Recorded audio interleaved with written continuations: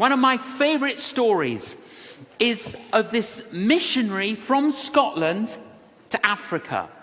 And after a long time in Africa, he returned to his sending church in Scotland to report on the work and the ministry and to call more laborers to go to Africa. He arrives at the church, it's winter, it's cold, it's raining, not many people come. And he's a little bit disappointed. And many of the people there were elderly. You know, great that they're there, but not suitable for the mission field. But he still felt that he should give the same message. And he gives the message, the needs in Africa, we need more laborers. He ends the talk. This is how he ends the talk. Who will go? Who will go? Who will go? He didn't know that the organist, they sang a few hymns with the organ.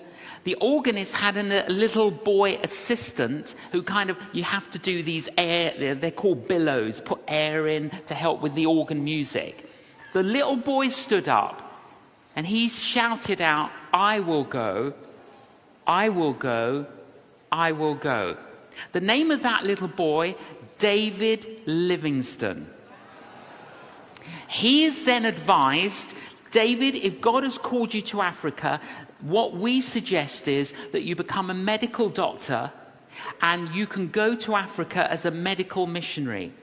He grows up, he goes to medical school, he becomes a medical doctor, he then goes to Africa as a medical missionary.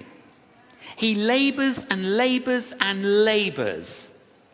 There's one particular community, tribe, that they're trying to reach, and it's really difficult. And the chief sends him a message.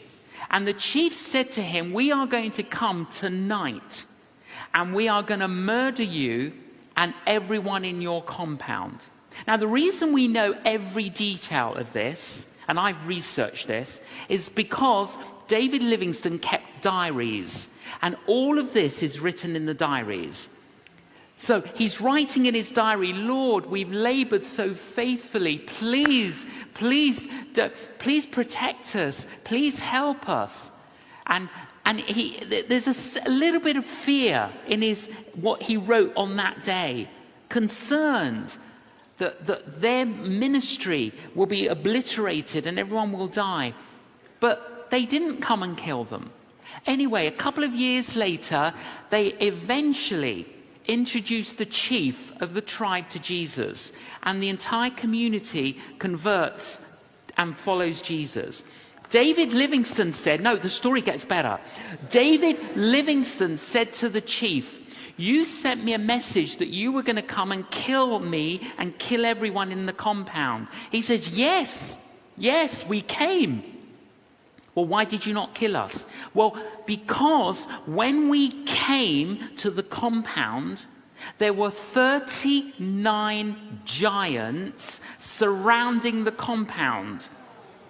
We counted them. They were big warriors, and there were 39 of them surrounding the compound.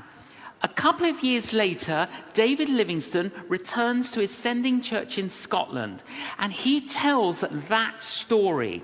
At the end of the meeting, the secretary of the church comes up to David Livingstone and says, Dr. Livingstone, do you remember the date that the chief were going to come and kill you? He says, of course I know the date. He gives him the date. The secretary of the church opens the church diary and he shows him that date. There were 39 people in the church in Scotland praying for them.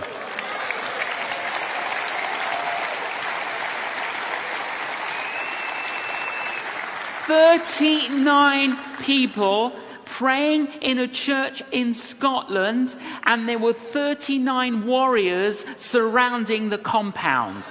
Do not say that is a coincidence.